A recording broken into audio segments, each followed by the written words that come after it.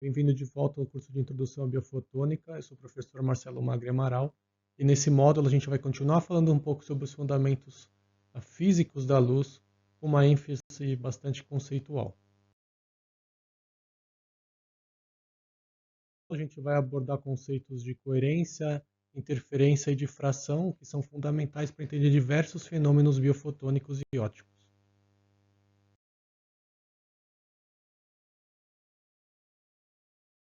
Em ótica, a coerência descreve a correlação entre as fases da onda em diferentes pontos do espaço e do tempo. Se uma relação de fase constante for mantida, o feixe de luz é chamado de coerente. Se a relação de fase for totalmente aleatória, a fonte de luz é rotulada de incoerente. O meio-termo também pode ocorrer. A luz pode ser parcialmente coerente.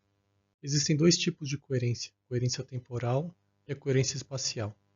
Vamos explorar um pouco cada um desses tipos. A coerência temporal refere-se à correlação previsível das fases de uma onda em diferentes momentos do tempo e em um ponto específico do espaço. Por exemplo, nesse exemplo abaixo, duas ondas monocromáticas possuem uma relação de fase constante ao longo do tempo. E a coerência então é medida pela duração com a qual a onda mantém essa correlação de fase fixa. Esse tempo é chamado de tempo de coerência, expresso aqui como tau c. Nesse exemplo gráfico, o tempo de coerência é infinito, porque as ondas mantêm essa coerência de fase ao longo de todo o tempo. Outra maneira de mensurar a coerência é utilizando o comprimento de coerência LC. Esse tempo de coerência nada mais é do que a distância que a luz percorre no tempo tau c, o tempo de coerência. Assim, esse comprimento de coerência é calculado multiplicando a velocidade da luz pelo tempo de coerência. Logo, o comprimento de coerência indica a extensão sobre a qual a onda mantém sua coerência temporal. Já uma onda cuja fase muda rapidamente, como nesse exemplo abaixo, o tempo de coerência é curto. Consequentemente, fontes que emitem diversas frequências terão comprimentos de coerência curtos, pois a relação de amplitude e fase dessas ondas é perdida rapidamente. A coerência espacial refere-se à correlação previsível de fase de uma onda em diferentes pontos do espaço em um momento específico do tempo. Ela é medida pela extensão sobre a qual uma onda mantém uma relação de fase constante através do espaço. Assim, fontes de luz extensa, com uma área de emissão maior, tende a possuir uma menor coerência espacial devido à emissão de ondas em múltiplos ângulos, enquanto emissões com uma área menor e com baixa divergência tendem a possuir uma alta coerência espacial, como é o caso, por exemplo, dos lasers. A coerência é essencial para a explicação de muitos fenômenos e para usos tecnológicos diversos, como, por exemplo, a interferometria e a holografia. E a capacidade de manter a coerência é essencial para o funcionamento dessas tecnologias. Para visualizar melhor o que significa coerência temporal e coerência espacial, eu trago aqui para vocês dois exemplos, dois vídeos que exemplificam bem o que é a coerência temporal e coerência espacial. Então a gente pode começar olhando para o que é coerência temporal.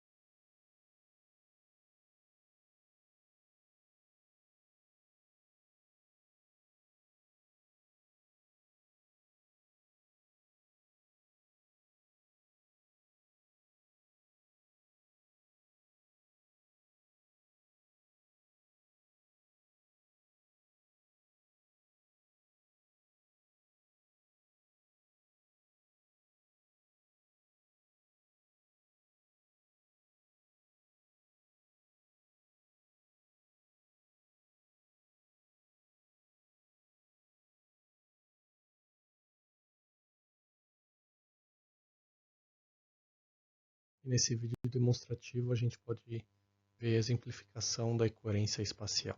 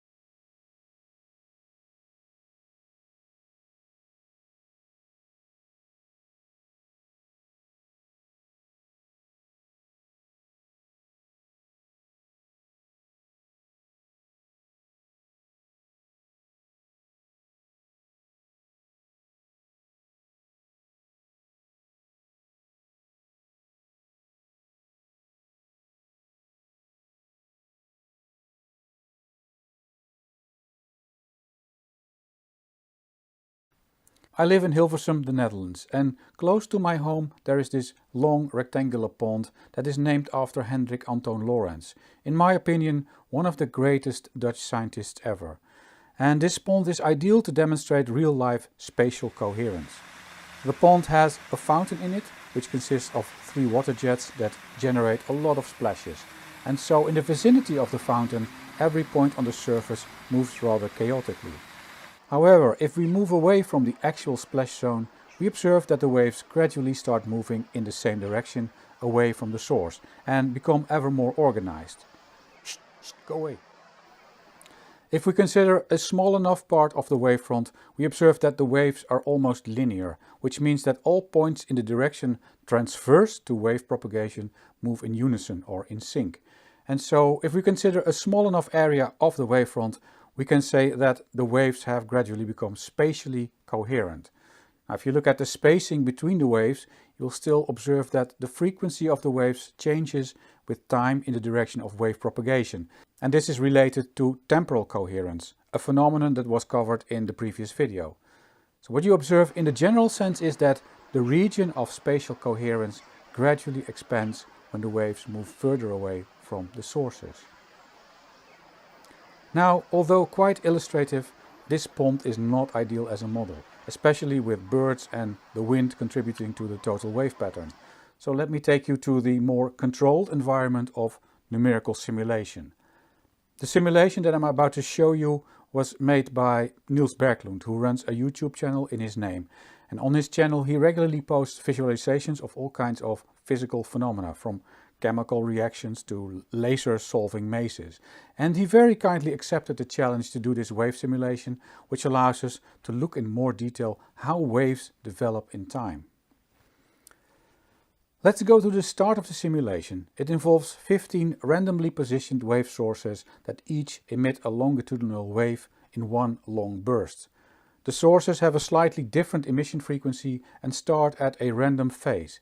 And as you can see, they emit waves in all directions, and what we observe is how, relatively close to the sources, the wave patterns are quite chaotic, a bit like in the pond.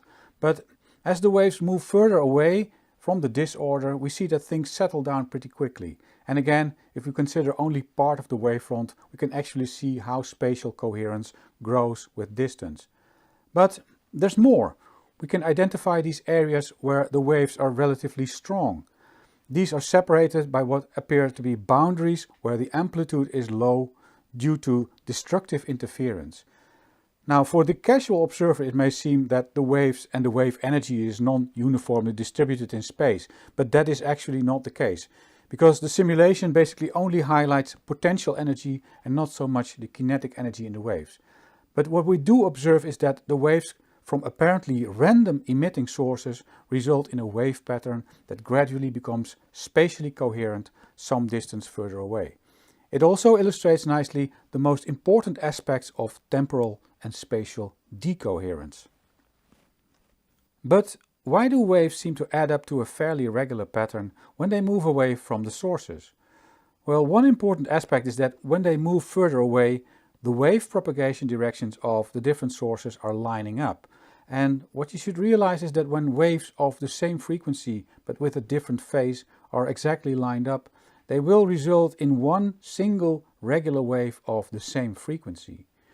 And so all the initial chaos related to just phase differences from the various wave sources gradually disappears when we move further away.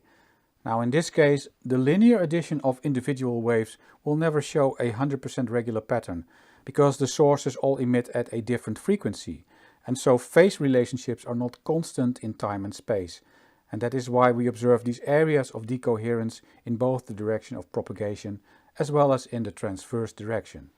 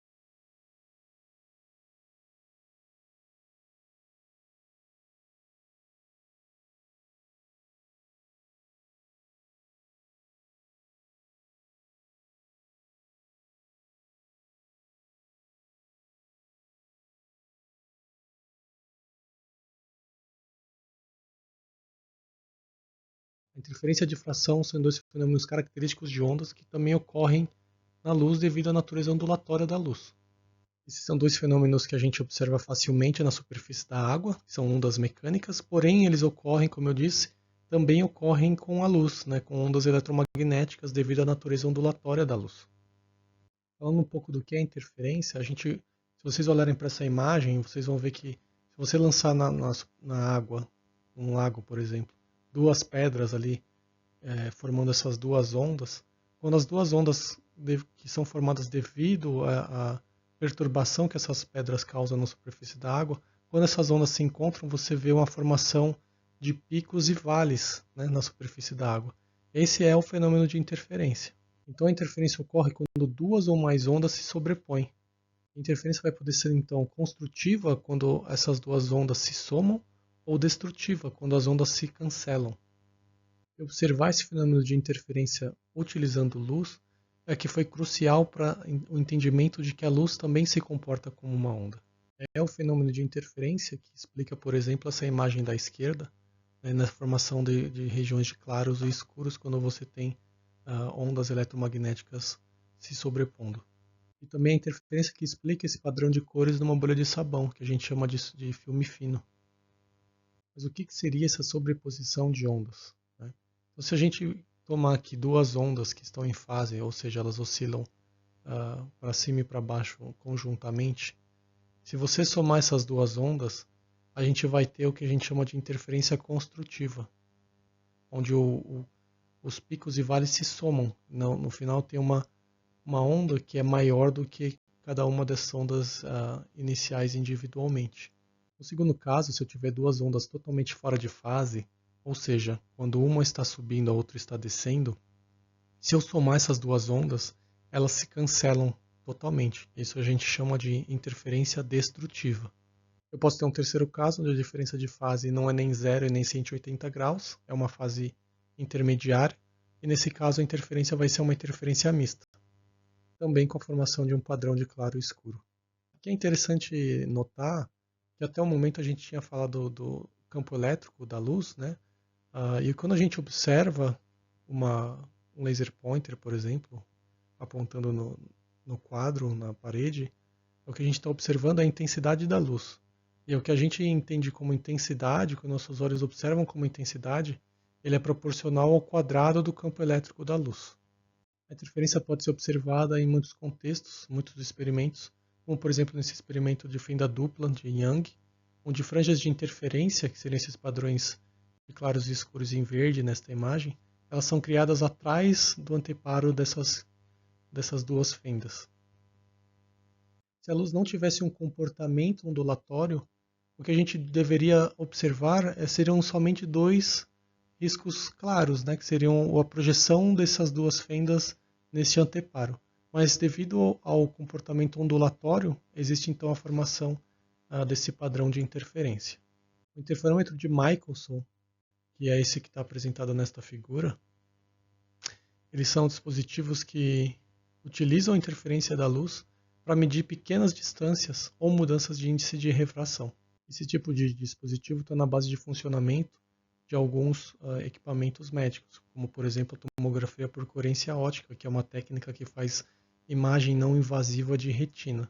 Esse dispositivo, a diferença de fase entre dois feixes de luz, eles são utilizados para criar um padrão de interferência e a partir da medição desse padrão de interferência a gente consegue inferir a diferença de comprimento desses dois caminhos ópticos, né, desses dois feixes de luz.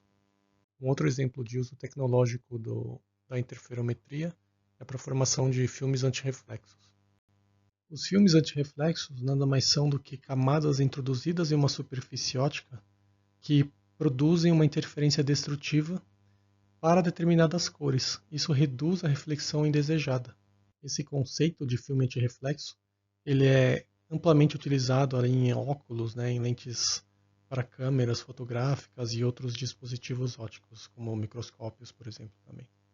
Na natureza a gente também encontra exemplos de interferometria, como é o caso das cores de interferência ou cores físicas. Nesse caso, micro ou nanoestruturas são formadas naturalmente e, através do processo de interferência destrutiva, elas acabam cancelando certas cores e privilegiando a reflexão de outras cores.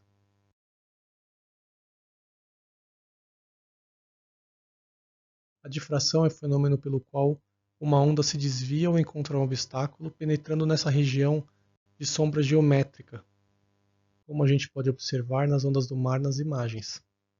Ao encontrar um obstáculo, a onda do mar contorna esse obstáculo, passando para a região de sombra geométrica, que é a região de trás desse obstáculo. Esse fenômeno também é observado com a radiação eletromagnética, quando a dimensão do obstáculo é da ordem da dimensão do comprimento de onda da luz ou da radiação eletromagnética. No nosso dia a dia, a gente também pode observar a difração, quando, por exemplo, a gente segura um CD na mão que a gente vê esse padrão de cores. Isso é porque o CD possui ranhuras que causam a difração da luz, né, e a dispersão a partir da difração. É um outro exemplo, se você iluminar uma fenda simples, né, um pequeno orifício com um laser pointer, a gente vai ver também esse padrão de claro e escuro se formando. Isso é o fenômeno de difração. Objetos muito maiores que o comprimento de onda, a gente consegue prever, né, através de ótica de raios, que vai ocorrer a formação de uma sombra bem nítida.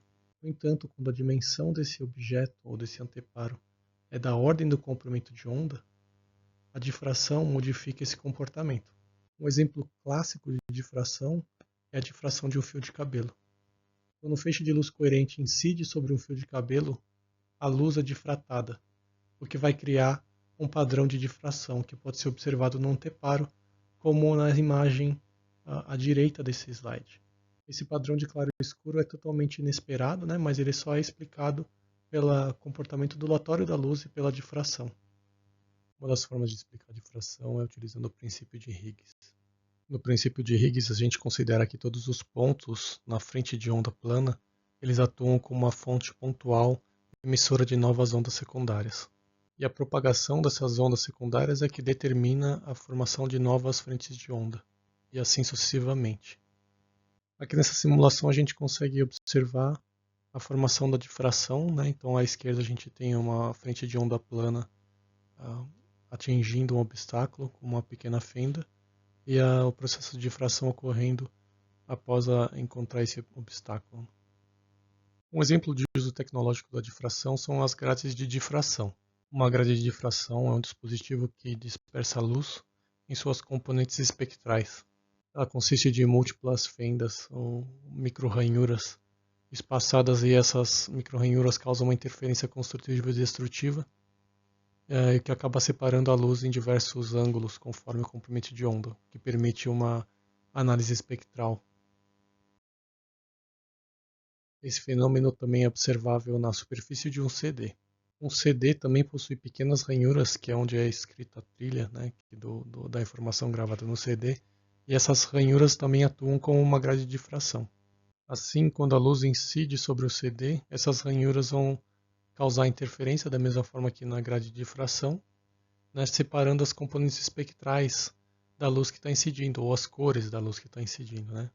E aí isso cria esse padrão de colorido que é semelhante ao que ocorre no funcionamento de uma grade de difração.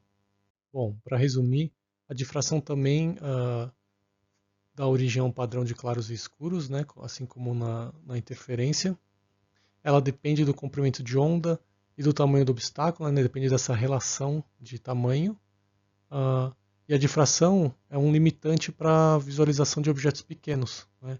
Sempre que você focaliza a luz, ela é limitada por difração.